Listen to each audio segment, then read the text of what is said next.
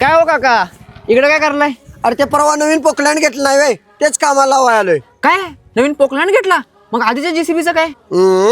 Little boy, आपण आता किरकोळ धंद्यात हात घालत नसतो, डायरेक्ट गच्च्यात हात घालत असतो. ते नव काका, आपली फॅशन कुठे दिसन झाल्या.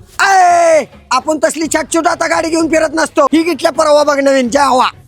चांगला आहे काका, येतो आम्ही. हा काय हो काका, एवढ्या अर्जंट मध्ये काय बोलला? काय नाही, जरा डिफेंडर घ्यायचे म्हणतोय, चला जाऊया आणायला. अहो असं काय करताय काका? मागच्या महिन्यात तुम्ही फॉर्च्युनर घेतलाय, आता डिपेंडरची काय गरज आहे? ती कसं आता कोण पण घ्यायला लागले. आपण कसं कायम टॉपच हत्यार घ्यायचं. बरं घेऊया म्हणा, पण एवढ्या महाग गाडीला पैसे कुठून आणायचं? अरे 2 महिन्याचे पैसे साठलेत की ते घालायचं यात.